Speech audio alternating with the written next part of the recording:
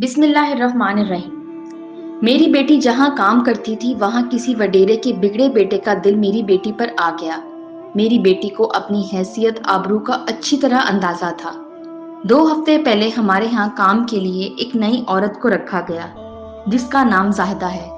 मैं पिछले 3 दिन से नोट कर रहा हूँ कि जाहिदा अपने साथ एक नौजवान लड़की जो बज़ाहिर खूबसूरत और सेहतमंद भी है लाती और बाहर लॉन में दरख्त के साए में दरख्त के साथ बांध कर सफाई करने लगती, और जब बाहर वाली सफाई खत्म हो जाती तो उठकर इस नौजवान लड़की को खोलती है, पानी वाले नल पर ले जाती है, इस नौजवान लड़की के हाथ मुंह पैर धुलवाती है और फिर अपने हाथ पैर धोती है। फिर नौजवान लड़की के कपड़े झाड़ने के बाद घर के अंदरूनी हिस्से में आकर बेटी को दरवाजे के अंदर वाली साइड पर बांधकर काम करने लगती है। मेरे लिए सबसे ज्यादा हैरत की बात यह थी कि जहां वो औरत इस नौजवान लड़की को बिठाती है, ये चुपचाप वहीं बैठी अपने आप में मगन रहती। पता नहीं फिर भी क्यों आंटी जायदा इसे बांध कर रखते हैं। आखिरकार मैंने आंटी जायदा से इस नौजवान लड़की को बांध कर रखने में छुपी हिकमत के बारे में पूछ ही लिया, मगर जब आंटी जायदा ने मुझे बताया तो मेरे रोंगटे खड़े हो गए। मैंने जब से आंटी जायदा की बात सुनी तब से पछता रहा हूँ कि काश ऐसा सवाल ना पूछता। आंटी जायदा ने जो कुछ बताया आइए आप भी सुनिए इनकी ज़बानी।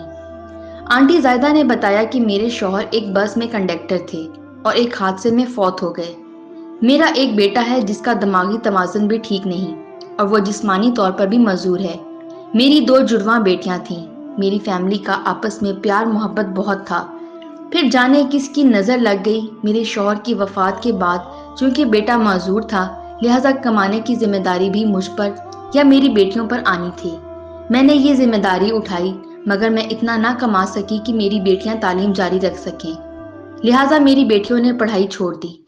चंद दिन बाद मेरी बेटियों ने मुझसे कहा कि वो भी मेरे साथ काम पर जाया करेंगी, मगर मेरी बेटियां जवान थीं, इनका भाई मजदूर था, बाप फौत हो गया और माशरा दरिंदों से भरा पड़ा है। लिहाजा मैंने बेटियों को समझाया कि आप कोई और अच्छी मुलाजमत मिले तो कर लेना, ये काम आपके करने वाला नहीं। कुछ अरसे बाद मेरी बेटी एक बड़े स्टोर पर सेल गर्ल लग गई, जबकि दूसरी बेटी घर पे रहती, घर के काम करती और भाई का ख्याल रखती। अब चूंकि घर में 2 आदमियों की कमाई आ रही थी, लिहाजा गुजारा भी बहुत अच्छा था, मगर तकदीर को एक और इम्तिहान मकसूद था। मेरी बेटी जहाँ काम करती थी वहाँ किसी वडेरे के बिगड़े बेटे का दिल मेरी बेटी पर आ गया। मेरी बेटी को अपनी हैसियत आबरू का अच्छी तरह अंदाजा था।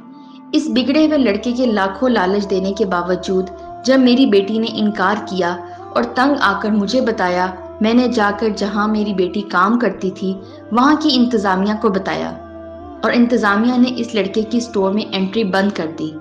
इस लड़के ने गुस्से में आकर रोड क्रॉस करती हुई मेरी बेटी को गाड़ी के साथ कुचलकर मार डाला। मेरी बेटी की मौत का सदमा मुझसे ज्यादा मेरी दूसरी बेटी को हुआ और वो मेंटली डिस्टर्ब रहने लगी और आहिस्ता आहिस्ता हवास भी खो बैठी। मैंने कानूनी कार्रवाई की कोशिश करना चाही, मगर पुलिस की बकौल गलती मेरी बेटी की थी। लिहाजा अगर मैं कानून से मदद लेती तो मुजरिम ठहराती और मुझे जुर्माने के अलावा सजा भी हो जाती। मैंने डर के मारे हाथ जोड़कर बेटी की लाश ली और मांग तांग कर बेटी की कफन दफन का इंतजाम करके इसे दफन कर दिया।